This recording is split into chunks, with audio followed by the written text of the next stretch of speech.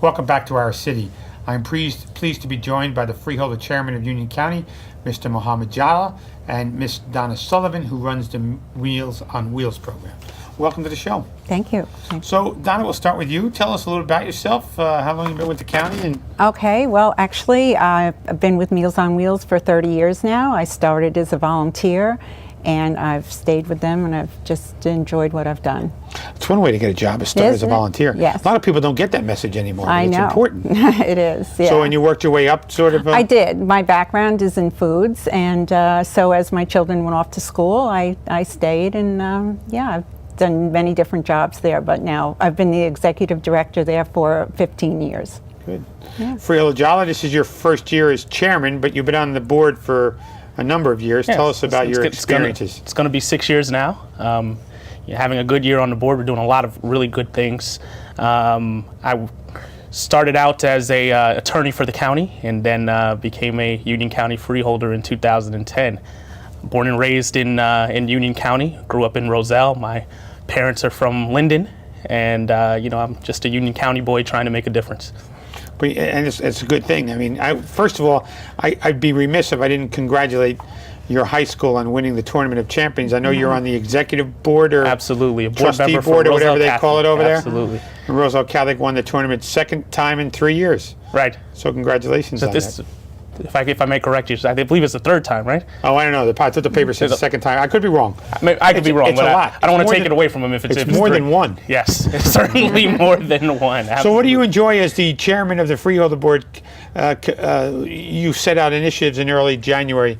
Tell us about some of those initiatives. Well, we're doing a lot of initiatives in the arts. We're building a community of the arts. Some of them will take place in your town, Mayor, as well, with arts initiatives, including sponsoring performances more at the Union County Performing Arts Center. We have initiatives for youth throughout the county.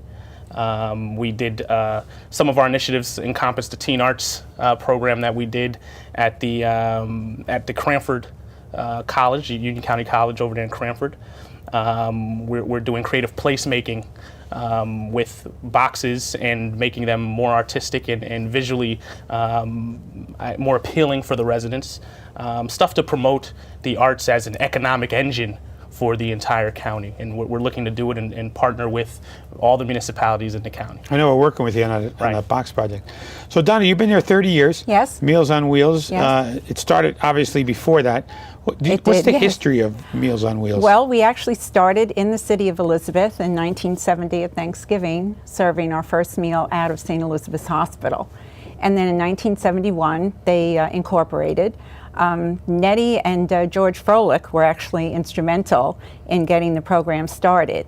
And they stayed in Elizabeth, then we went into another building on Bayway, worked our way into Linden, and we currently have our own kitchen that the County of Union purchased about 30 years ago in the city of Linden, and we've been there ever since. And Donna, the Meals on Wheels program, is there a specific mission statement? Who do you try to reach?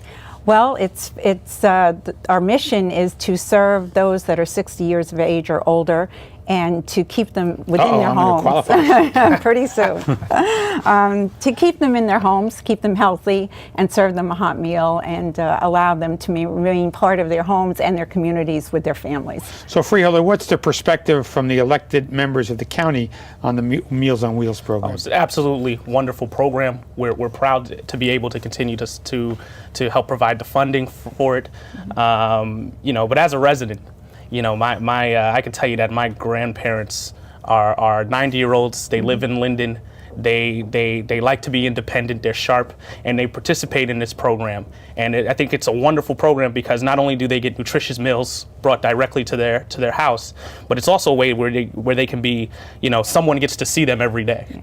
And check up on them and make sure that everything's okay. So it's more than just a meal. They get a visit from somebody. Absolutely. Absolutely. And that's probably really important. They get to talk to somebody, right? Yes. Do you get feedback like that, Donna? All the time. That daily wellness check.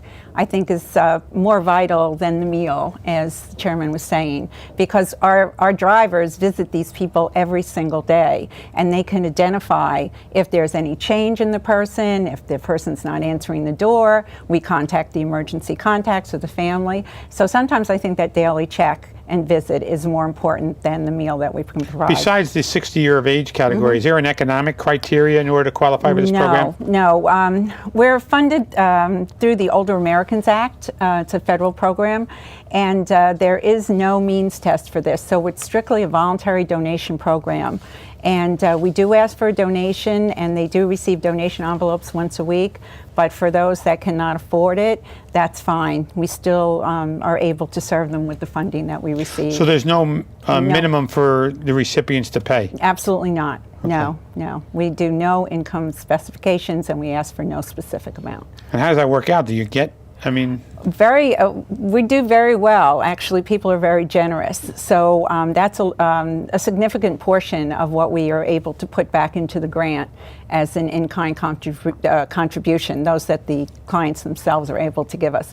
Because everything, even if it's $1 or 50 cents, goes right back into the program. Freeholder, I have to tell you, as a mayor, I was not aware that this program was offered free to all residents of Union County. Yes. It's fascinating that you're able to do that as a county chairman and the members of the Freeholder Board. Absolutely, and you have to commend the employees of Meals and Wills. I mean, I've got out there once or twice, and Did you help deliver once? Oh, I've done that once or twice. Oh, yeah, it's work. It's work, but it's rewarding. It's rewarding. What do you serve? We serve a hot meal at lunchtime. It's your standard, meat, vegetables, starch. We meet a third of the RDA, as the requirement is. And we have a staff of 26 part-time people that come out, taking 13 vans out to all areas of the county and delivering the meals. Who picks the menu? I work with a registered dietitian, and she approves all the menus. So we develop the menus ourselves. And we serve regular meals. We offer diabetic meals for those that are diabetic. We have renal dialysis. Kosher? We don't do kosher. That's done by another program here in Union County, Jewish Family Services. Does that. So you were a volunteer. At one time, Do you still have volunteers? We do. We still have some volunteers, but basically when the program was started, they started it as a paid program. So we have a large paid staff.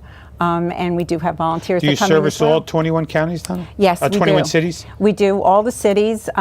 We delivered the meals up into Summit, which is through SAGE, and they delivered the meals for us in the Summit area, in Berkeley Heights, New Providence. But other than that, we deliver them. Do you know how many are in the city of Elizabeth? Yes, we do congregate meals as well as home delivered in Elizabeth, and we have 4 routes that come just into the city of Elizabeth daily that do home delivered meals. They do about 250 meals here, home delivered. And then we have 5 congregate nutrition sites where the seniors come out, congregate, have lunch together in a social setting. I know we do them at our senior facilities. Yes. I think, Freeholder, you've been at some of those Yes. senior buildings when they're having lunch. Absolutely. Which is a really great feeling. Right. You got to take credit for that too, right? Even though the program's around 40 years. Yeah, Right. no, they do. Wonderful program. You don't get complaints on this program, do you, Freeholder? No, not at all. Not at all. I think everybody stands behind something like this. I want to thank the two of you for taking the time out of your schedule to join us on the Thank show you. this evening, and appreciate both of you and all the work that you do in providing some of these seniors some meals, and especially the nutrition. And Freeholder, what you said about the company, Right. Yes. and that's not Absolutely. something I thought of, but it's really important. Yes. So Absolutely. It is. thank you very much. Thank you. Thank you. Thank you. For Freeholder Chairman Mohammed Jalla, Miss Donna Sullivan, and Deacon Joe Caparasso on the first segment, I'm Mayor Chris Ballwage, and we'll see you next week on another edition of Our City.